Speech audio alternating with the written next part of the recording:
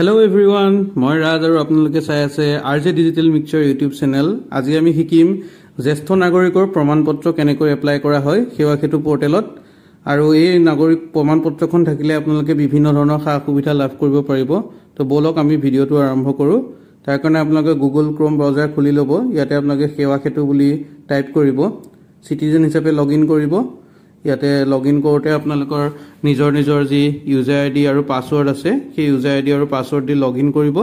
আৰু যদি কাৰোবাৰ নাই তেতিয়া হলে তেওঁলোকে নিজৰ মানে ইউজাৰ আইডি পাসওয়াৰ্ডটো বনাই ল'ব পাৰিব নতুনকৈ।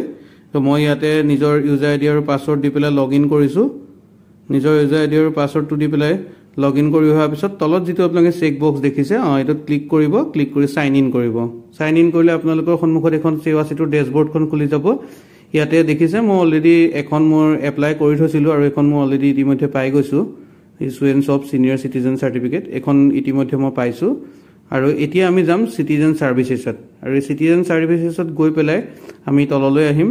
তললৈ আহি পেলাই ৰাইট সাইডে সোঁফালে আপোনালোকৰ সাৰ্চ বক্সটো যেটো আছে তাতে আমি ইয়াতে senior issuance of senior citizen certificate বুলি টাইপ কৰি দিম। টাইপ কৰি দিয়াৰ লগে লগে ইয়াতে আহি যাব আৰু এটো আমি যেটো ৰাইট সাইডে আপোনালোকে প্ৰসিড বুলি অপচন দেখিছে ইয়াতে আমি ক্লিক কৰি দিম।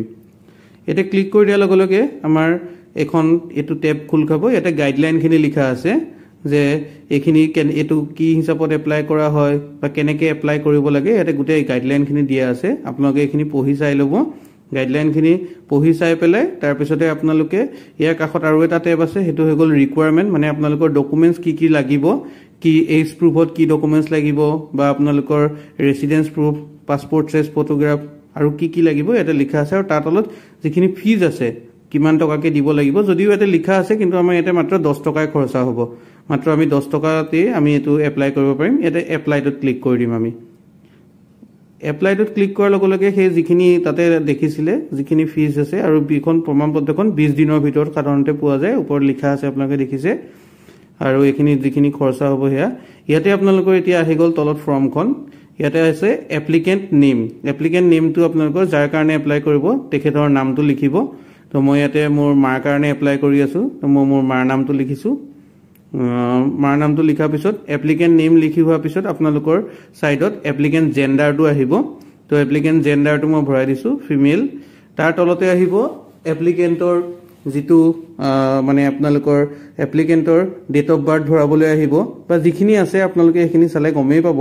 ইয়াতে মই এপ্লিকেন্ট গাৰ্জিয়ান নেমটো ভৰাবলৈ আহিছে মানে কেয়াৰ অফত যেটো থাকে কেয়াৰ অফৰ নামটো আমি ভৰাই দিছো তেখেতৰ। তাৰ পিছত ইয়াতে এটা ফোন নম্বৰ পপ আপ হৈ থাকে। ফোন নম্বৰটো আপোনালোকে যেটো ফোন নম্বৰ দি পেলাই লগইন কৰে সেই ফোন নম্বৰটো আপোনালোকৰ ইয়াতে অটোমেটিক্যালি শো কৰিব। এই ফোন নম্বৰটো আপোনালোকে সলাব নোৱাৰিব। তাৰ পিছত আপোনালোকৰ ডেট অফ বাৰ্থটো আপোনালোকে ইয়াৰ পৰা ক্যালেন্ডাৰখনৰ পৰা লৈ পেলাই আপোনালোকে ভৰাই দিব যেটো আপোনালোকৰ ডেট অফ বাৰ্থ হয়। ডেট অফ বাৰ্থটো ভৰোৱাৰ লগে লগে তাতে একচুৱেল এজটো কিমান হৈছে হেতু তাতে ওলাই যাব। তাৰ পিছত আপোনালোকে ফাদাৰ্স নেম ভৰাব লাগিব। তো ফাদাৰ্স নেমটো আপোনালোকে এই যিখিনি ডিটেইলছ আছে এখিনি পৰাপক্ষত আপোনালোকৰ আধাৰ কাৰ্ডৰ মতে ভৰাব। তেতিয়া এইখন ফৰ্মখন ৰিজেক্ট হোৱাৰ চান্সেস বহুত কম থাকে। তো ফাদাৰ্স নেমটো ভৰালে ফাদাৰ্স নেমটো ভৰোৱাৰ পিছত আপোনালোকৰ আহিব অকুপেশন। অকুপেশন মানে বৃত্তি কি হয়। তো মোৰ মা যেহেতু হাউসৱাইফ তো মই ইয়াতে হেতু কাৰণে হাউসৱাইফ বুলি ভৰাইছো। তাৰ পিছতে আপোনালোকৰ তাৰ কাষতে দেখিছে ব্লাড গ্ৰুপ লিখা আছে। তো এটো মই হাউসৱাইফটো ভৰাই লৈছো। তাৰ পিছতে ব্লাড গ্ৰুপ আপোনালোকৰ যি ব্লাড গ্ৰুপ হয় দি দিলে হ'ল তেওঁলোকৰ। তো ব্লাড গ্ৰুপটো মই দি দিছো। তাৰ পিছত তলতে আছে সাৰ্ভিস টাইপ। সাৰ্ভিস টাইপটোত আপোনালোকে এটো হাউসৱাইফে ভৰাব পাৰে বা এটো যদি বেলেগৰ হলে বেলেগ হ'ব। আৰু ইয়াৰ কাষতে দেখিছে পেন নাম্বাৰটো ভৰাব লাগিব। এটো কিন্তু কম্পালসৰি হয় পেন নাম্বাৰটো। আপোনালোকে দেখিছে যিকিটা ৰেড কালাৰ ষ্টাৰ মাৰ্ক দিয়া আছে সেইকিটা ঘৰ আপোনালোকৰ কম্পালসৰি হয়। গতিকে এটা পেন নাম্বাৰটো ভৰোৱাটো কম্পালসৰি। মই ইয়াতে মোৰ পেন কাৰ্ডৰ নাম্বাৰটো ভৰাই দিছো মাৰ। এটা এড্ৰেছ লাইন 1ত আপোনালোকৰ যিখন ভিলেজ হয় ভিলেজ নেমটো লিখিব বা আপোনালোকৰ যেটো যদি টাউন হয় তেতিয়ালে টাউনৰ নামটো লিখিব। তাৰ পিছত আপোনালোকৰ এড্ৰেছ লাইন 2ত আপোনালোকৰ যেটো পোষ্ট অফিস হয় পোষ্ট অফিসৰ নামটো লিখিব। পোষ্ট অফিসৰ নামটো লিখাৰ পিছত আপোনালোকৰ তলত যেটো ষ্টেটটো আছে হেতু অটোমেটিক আসাম হৈয়ে থাকিব। যেহেতু আমি এতিয়া সেৱা সেতু পোৰ্টেলটো এটো অসমৰ তাৰে ইউজ কৰিছো তাৰ কাৰণে ইউজ কৰিছো। গতিকে এটো অসম হৈ থাকিব। ডিস্ট্ৰিক্টখন আপোনালোকে সিলেক্ট কৰিব লাগিব। মই নগাঁৱৰ হয় গতিকে মই নগাঁৱৰ সিলেক্ট কৰিছো। তাৰ পিছত আপোনালোকৰ সাব ডিভিজন থাকে সাব ডিভিজনটো সিলেক্ট কৰি ল'ব। সাৰ্কেল অফিসটো তেনেকৈ সিলেক্ট কৰিব। মৌজা সিলেক্ট কৰিব। মৌজাটো সিলেক্ট কৰি হোৱাৰ পিছত আপোনালোকৰ ভিলেজখন ইয়াতে ওলাই যাব ইয়াতে আপোনালোকে নিজৰ ভিলেজখন চাই ল'ব নিজৰ ভিলেজ যিখন থাকে সেইখন ভিলেজখন ইয়াতে সিলেক্ট কৰি দিলে হৈছে তাৰপিছত আপোনালোকৰ হাউস নাম্বাৰটো ভৰাব হাউস নাম্বাৰটো মই ভৰাই দিছো তাৰপিছত আপোনালোকৰ পুলিচ ষ্টেচন যিটো আছে পুলিচ ষ্টেচনটো ভৰাই দিব পুলিচ ষ্টেচনটো মই ভৰাইছো পুলিচ ষ্টেচনটো ভৰোৱাৰ পিছত আপোনালোকৰ তাৰ তলতে আছে পোষ্ট অফিচটো ইয়াত আকৌ এবাৰ ভৰাব লাগিব পোষ্ট অফিচটো ভৰালে তাৰপিছত পিন নাম্বাৰটো ভৰালে পিন কোডটো ভৰালে তাৰপিছত আপোনালোকৰ ল্যান্ডলাইন নাম্বাৰটো কম্পালসৰি নহয় তো এটো নাই ভৰোৱা মই কাষ্টটো ভৰাব জেনাৰেল আৰু যদি এক্স সাৰ্ভিসমেন হয় তেতিয়াহলে হেতে দিব আৰু মাইনৰিটি এইটো যেটো আছিল দৰিদ্ৰ সীমাৰেখাটো ইয়েস কৰিব যাৰ যাৰ এপিএল কাৰ্ড আছে তেওঁলোকেও আৰু যদি কিবা ভাত্তা পায় হেতু মই ইয়াতে মায়ে যেহেতু বৃদ্ধ পেনশন পায় গতিকে মই হেতু হিচাপত ইয়াতে ভৰাই দিছো আৰু লিখি দিছো ওল্ড এজ পেনশন বুলি লিখি দিছো ইয়াতে ডিটেইলছটোত এটো মই সেভ কৰি দিম সেভ কৰি পেলাই ইয়েস কৰিম তাৰপিছত ইয়াতে আহি যাব ইয়াতে ডকুমেন্টছ কিনি আপলোড কৰিব লাগিব তো ইয়াতে আপোনালোকে ডকুমেন্টছ ফটো লাগিব তাৰপিছত ৰিটায়াৰমেন্টৰ লাগিব এজ প্ৰুফ এড্ৰেছ প্ৰুফ আৰু আদাৰ তো ফটোখন আপোনালোকে ইয়াতে সিলেক্ট কৰিব ফটোখন মই ইয়াতে সিলেক্ট কৰি দিছো তাৰপিছত আপোনালোকৰ যেটো ৰিটায়াৰমেন্টৰ প্ৰুফ আছে তাত আপোনালোকে 1966 ৰ ভোটাৰ লিষ্ট দিব পাৰে অন্যথা আপোনালোকে এনআৰসি যেটো লিগেসি ডাটা আছে লিগেসি ডাটাৰ যেটো পিডিএফ কপি হয় হেতু আপোনালোকে দিব পাৰিব হেতু মই ইয়াতে এনআৰসি ৰ যেটো পিডিএফ আছে হেতুৱে দি দিছো তাৰপিছত আপোনালোকৰ এজ প্ৰুফত আপোনালোকে এইকিটা ডকুমেন্টছ আছে ইয়াতে মই এজ প্ৰুফত মোৰ পান কাৰ্ডখন দিছো মাৰ তো পান কাৰ্ডখন মই ইয়াতে এটাচ কৰি দিছো পান কাৰ্ডখন দিয়া পিছতে আপোনালোকৰ পান কাৰ্ডখন মই একচুয়ালি জেপিজি দিছিলো হেতু কানি ইয়াতে এটো ৰঙৰ প্ৰপাপটো আহিছে এটো মই পিছতকে আকৌ এটো যেতিয়া মই পিডিএফত কৰি দিছো তেতিয়া আপোনালোকে দেখিব এতিয়া পিডিএফটো মই সিলেক্ট কৰি দিছো পান কাৰ্ডৰ এতিয়া আপোনাৰ এখন আপলোড হৈ গৈছে ঠিক তেনেকৈ এড্ৰেছ প্ৰুফৰো মই এনেকৈ ইয়াতে ভোটাৰ আইডিখন দিছো ইয়াৰ গোটেইখিনি ডকুমেন্টছ কিন্তু পিডিএফত আপলোড কৰিব লাগিব তাৰপিছত আদাৰ ডকুমেন্টছৰ ক্ষেত্ৰত আপোনালোকে ইলেক্ট্ৰিচিটি বিল টেলিফোনৰ বিল এইবিলাক দিব পাৰে ভোটাৰ লিষ্ট কিন্তু ইয়াতে আপোনালোকৰ